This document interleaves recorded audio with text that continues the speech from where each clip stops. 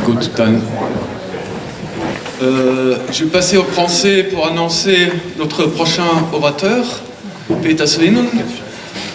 Peter Swinen est architecte urbaniste à Bruxelles. Il était cofondateur de l'agence 54N4E avec ses associés. Aujourd'hui, il exerce au sein de son agence CRIT.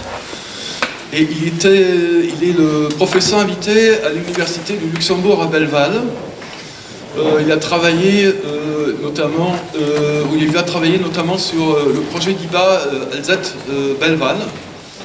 Et aujourd'hui, il va nous présenter quelques réflexions. Le titre il est en anglais, une Bauausstellung Somewhere in Europe. Et nous sommes très heureux, Peter, que tu sois venu. Et bienvenue et merci d'être venu.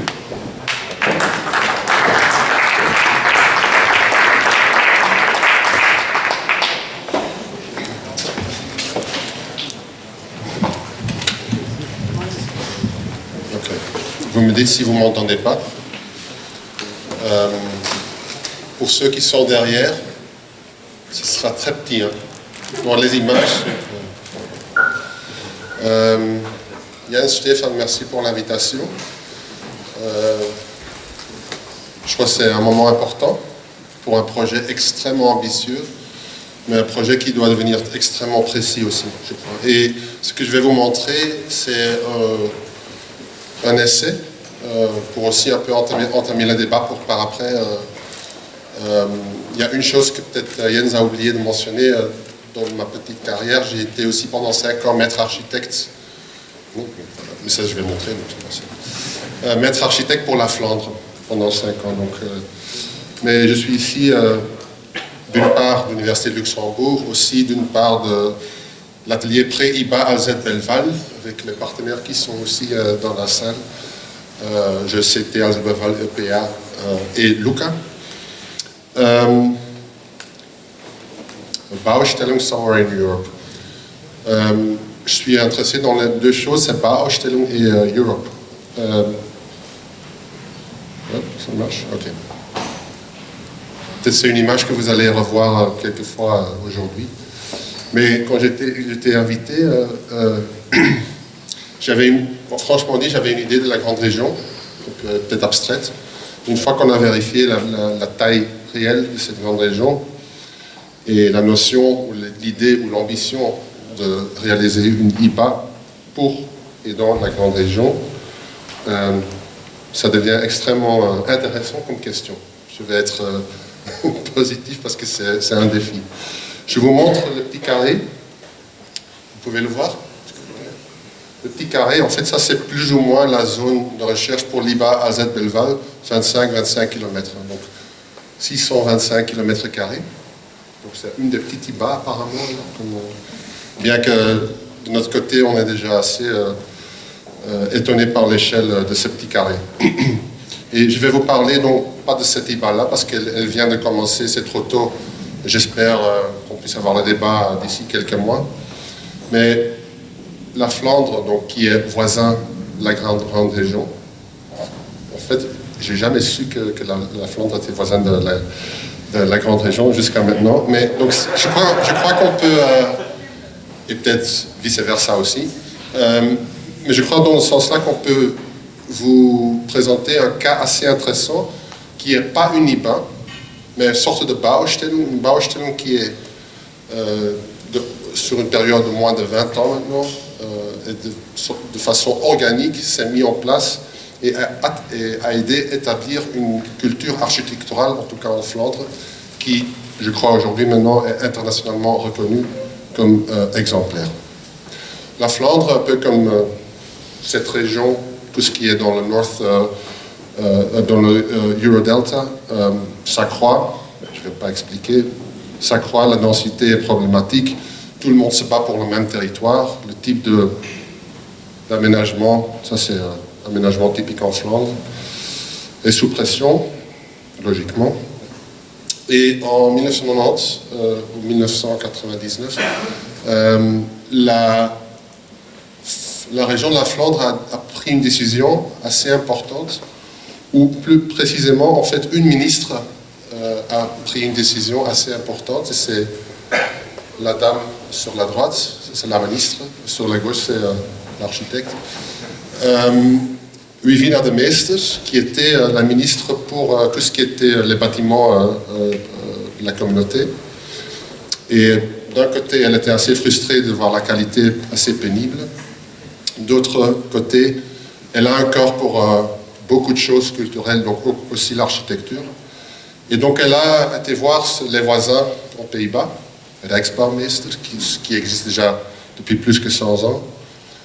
Et elle a dit, ben, je vais faire la même chose, plus ou moins, mais dans un autre contexte bien sûr, mais je vais faire la même chose en Flandre. Donc, elle a postulé, entre autres, Bob van Reet, l'architecte sur la gauche, qui a commencé comme premier Vlaams bouwmeester. Je ne sais pas si vous connaissez la notion de bouwmeester, c'est assez typique. En fait, c'est maître architecte, mais c'est un maître architecte qui ne construit pas. Donc, il accompagne, entre autres, dans ce cas-ci, le gouvernement flamand, mais aussi des institutions locaux, des villes, des communes. Et donc ça va de la très grande échelle jusqu'à la petite échelle. Le Vlaams Bouwmeester fait partie d'une équipe, ça s'appelle Team Vlaams Bouwmeester, c'est plus ou moins 15 personnes, 15 experts, qui depuis maintenant 20 ans, je crois, font un travail assez excellent. Ça c'était en 2010, moi j'étais le 3e Bouwmeester, donc c'est un mandat pour 5 ans, ça c'est aujourd'hui, il y en a déjà 5. Malheureusement tous des hommes.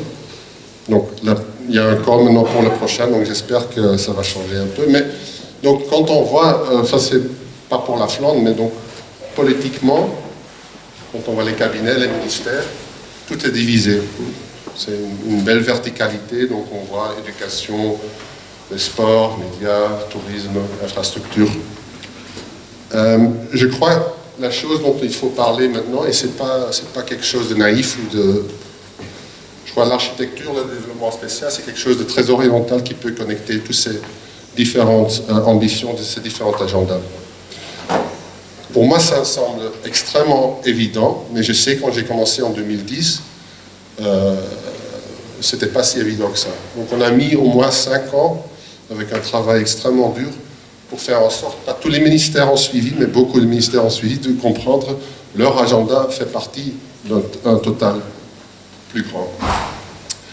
Et je vais vous montrer une chose, ce petit bouquin, vous pouvez le regarder, ça c'est un instrument, c'est un type de concours, ça s'appelle Open Call, et la chose que je veux mettre sur la table, c'est que est-ce qu'UNIBA ne pourra pas non plus être un lieu intéressant pour développer un instrument?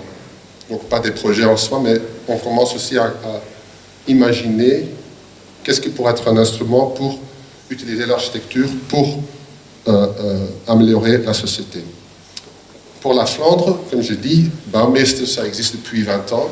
Sur ces 20 ans, on a fait, et c'était assez organique, avec 7 instruments-ci, et c'est un des 7 instruments du Bouwmeester, donc c'est pas la totalité des choses, pas la totalité du travail. On a fait plus de 680 projets d'architecture. Je vais dire le mot. C'est peut-être assez traditionnaliste actuellement de parler d'architecture, mais vraiment d'architecture, donc du construit et aussi de l'espace public. Donc ça c'est le petit livre, c'est la petite Bible, qui d'un côté raconte ou explique l'instrument, c'est assez simple, et de l'autre côté montre les projets, pas tous les projets, mais les projets qui sont peut-être les plus intéressants. Donc, il y a une partie qui est tombée, soit. Comment ça fonctionne? On a le client, Bouwmeester, le B, et l'architecte. C'est pour faire simple, c'est un peu plus complexe que ça dans la pratique, mais là ça devient un peu petit. Comment ça se passe? Tous les 6 mois, le Bouwmeester, en fait, il rassemble avec l'équipe, on rassemble des questions, donc des projets de clients publics qui veulent construire, tôt ou tard. On les rassemble, on les publie en bulk. Des architectes peuvent choisir, et c'est une procédure extrêmement légère. En Europe, c'est unique. Et c'est unique pourquoi? Parce que même juridiquement, c'est un peu difficile, mais c'est lié au fait qu'il y a une sorte de disons, pouvoir du Baumeester, qui est accepté et par les clients, et par la politique, et par les architectes, de faire une sorte de choix préalable pour aller vers un projet. Donc, il y a une sorte de... Maintenant, bien sûr, tout est digital, une sorte de marché avec tous les projets. Les architectes choisissent, ils remettent un tout petit dossier, donc c'est vraiment très léger, c'est important, economy of means, pas gâcher le temps des autres. Puis le Baumeester et son équipe, imaginons pour un projet, on a 80 candidatures, ils en choisissent 10.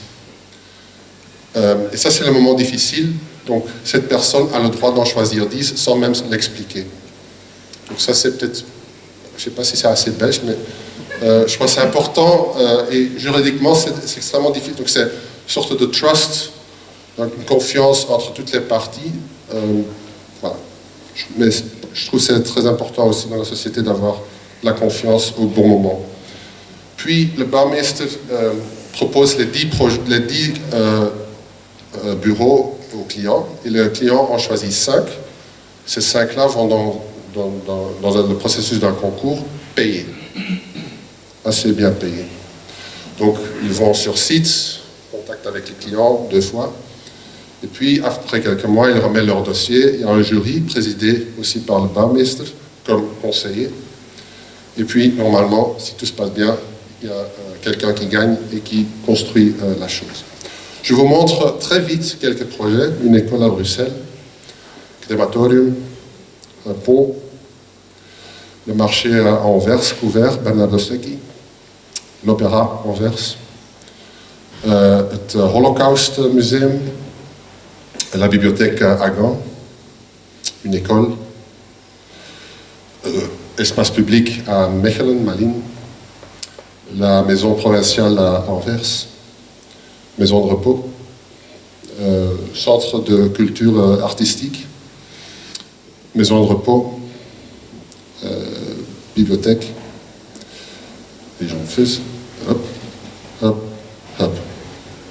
Il y en a beaucoup. Vous pouvez aller voir sur le website, Team Vlaams Bouwmeester ou Vlaams Bouwmeester. C'est en néerlandais, malheureusement, que en néerlandais. C'est pas mon choix, mais et là vous voyez aussi donc un instrument, donc Open Oproep, Open Call, donc ceci, c'est un des instruments. Le Bouwmeester et son équipe, c'est payé par la région. Donc c'est quelque chose, c'est une ambition aussi de la région, bien que je dois avouer chaque fois politiquement il faut se battre assez fort. Mais comme je disais au début, sur 20 ans, et ce n'était pas vraiment prévu, donc il n'y a pas un roadmap défini, mais sur 20 ans, il y a eu cette idée, cette réalité d'une culture d'architecture en Flandre. Si j'aurais dit ça il y a 40 ans, vous aurez bien rigolé. Il y a 40 ans, c'était assez différent. Donc j'y crois assez fortement, je dois dire. Donc, si on regarde de nouveau cette carte, et c'est très abstrait, donc sur 20 ans, on a 680 projets, et je sais bien, ce sont 680 projets, donc tous ces projets-là, et j'ai montré juste, disons, des volumes, mais tous ces volumes-là, ils font du contexte, ils ont un contexte, donc ce sont des projets contextuels.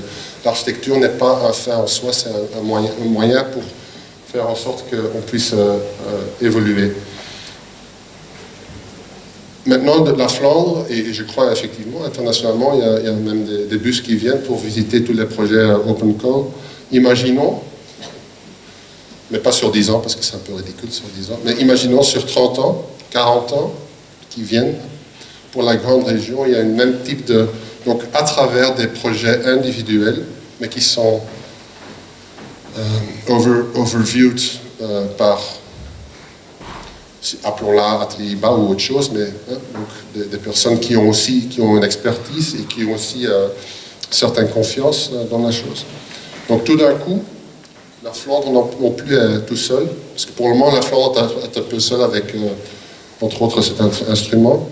Donc ce sera pas mal d'élargir. Et je crois tout d'un coup, donc cette idée de Bauausstellung, et donc j'aimerais bien revenir à ça. J'ai fortement aimé votre présentation. Mais c'est une des aspects. Je crois l'idée de Bauausstellung, c'est pour ça que je dis, peut-être c'est très traditionnaliste, mais j'y crois fortement.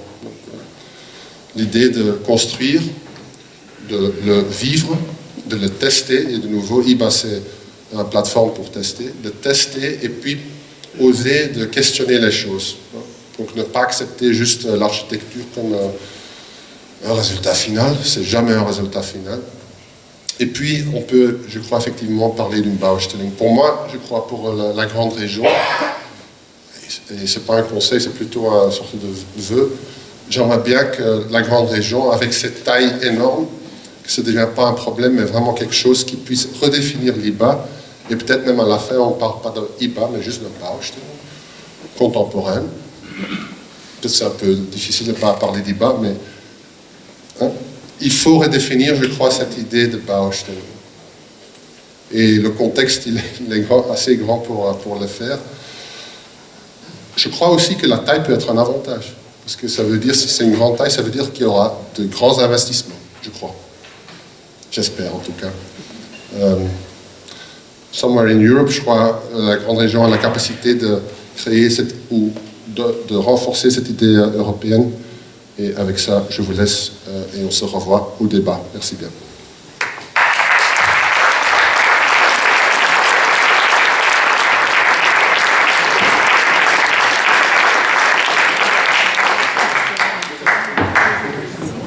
Bon, merci Peter pour cette présentation. Notamment, ce que je trouve intéressant, c'est que l'IBA peut aussi s'inspirer d'autres processus qui existent et que le processus de Open Approach en Flandre, évidemment, c'est un processus de, comme on disait ce matin, de qualification-machine, de machine à qualification, avec...